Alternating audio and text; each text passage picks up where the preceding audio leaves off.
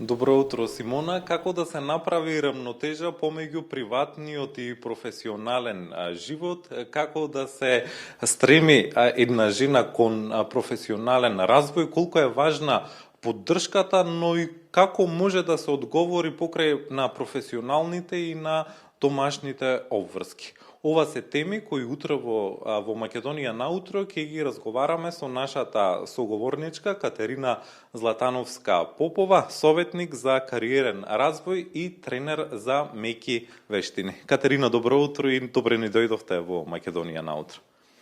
Добро утро, навистина ми е посебно драго што сте ни гости во нашата канцеларија и што можеме да зборуваме на една многу важна и актуелна тема. Во денешно време жените се повеќе се стремат за професионален развој и професионален напредок, меѓутоа тој пат воопшто и не е лесен. Како да се остане мотивиран и фокусиран на тој пат? Што е клучно за една жена?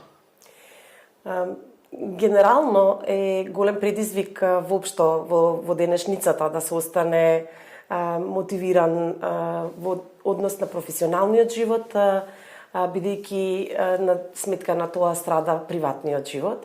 Посебен предизвик е за жените, уште поголем е за оние кои се и мајки.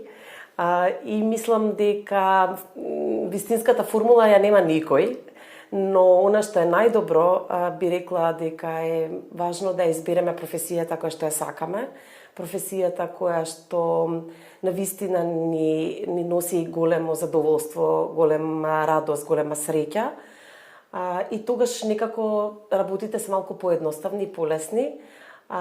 Секако убаво кажавте во најавата, семејството, поддршката од партнерот, доколку постои, доколку го имаме, е клучна. Без тоа, мислам дека е речиси невозможно да се биде насекаде. Кои се најчестите предизвици со кои се соочуваат жените, кои се обидуваат да ја задржат токму оваа рамнотежа помеѓу професионалниот и приватниот живот? Мислам дека најголемиот предизвик е како да се биде на две места, особено во исто време. Работниот ден знае да биде прилично долг во одредени професии. Тоа пак предизвикува конфликт со семејството, семејните обврски, домашните обврски. Мислам дека тоа е еден од најголемите предизвици во денешно време. Она што е убаво и интересно, би рекла дека се повеќе има професии кои нудат флексибилност во почетокот на работниот ден, во однос на тоа да може да се работи од дома, да не мора значи да се поминува цела работна седмица на работното место во канцеларија, значи може да се комбинира. И тоа е еден голем, да речеме, плюс во однос на креирање на професионалниот ангажман. И дополнително мислам дека можноста да се работи хибридно, во смисла на тоа да живеам тука во Македонија, да работам во странство, исто така еден голема придобивка на начинот на кој што денес можеме да функционираме, па така можеме да го поделиме денот на дел кој ми е посветен на семејството, на децата, и дел кој е посветен на работните часови. Катерина, споменавме за поддршката од семејството, но и од партнерот на жената, доколку има партнер, се разбира колку е важна во напредокот оваа поддршка. Мислам дека е клучна и безценета. Јас го чувствувам тоа секојдневно.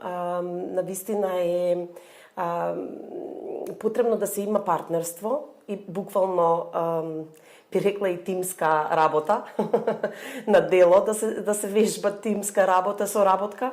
Па и некогаш и разбирање. Апсолутно да. Клучно е да има една преубав совет од една моја менторка која што ја ценам многу и ја почитувам, се вика Брене Браун, која што има истражување на темата и таа вели никој човек, особено во партнерските односи, не може да даде постојано пола-пола. Значи пола-пола не е 50-50. Пола-пола е денеска јас се чувствувам како да немам доволно сила и енергија да ги завршувам сите работи, можам да дадам само 20. другата половина е 80 која треба да ја даде партнерот или оној кој не е поддршка во целата ситуација.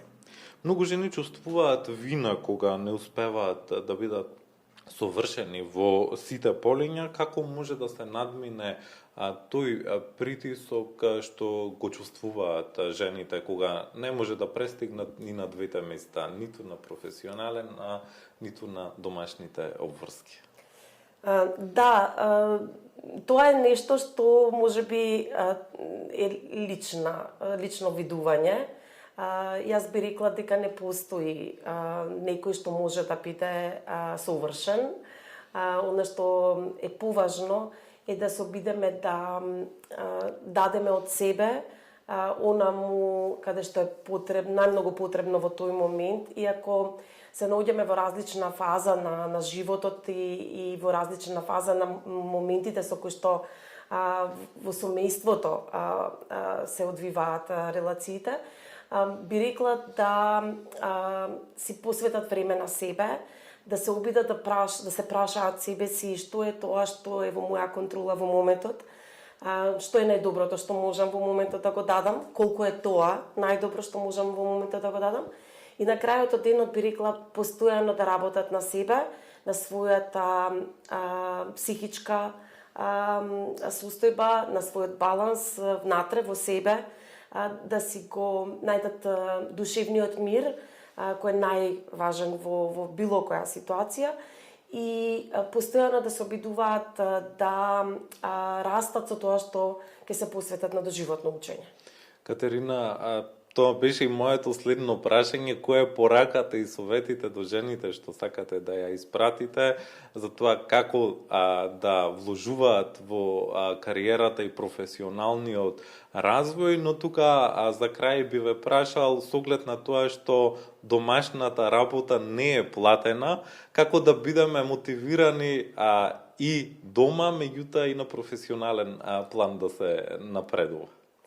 Да, супер прашање. Постојано го кажувам примерот со Италија, дека во Италија постои професија која што може да им обезбеди на мајките сопругите кои не работат пензија, и таа професија е домаќинка. И намерно го истакнувам тој момент бидејќи сакам да кажам која е вредноста и колку е важноста и големината на жената која седи дома, која се посветува на семејството, макар и во одреден дел на животот или на одреден број на години во времето на развојот на децата. Од друга страна, ги знам предизвиците што подразбира тоа да се донесе уште една плата во домот, колку значи двајцата да работат. Зборуваме нели за семејство каде што има двајца кои можат да заработуваат, во семејство каде што таа е единствениот носител е уште поголем на товарот.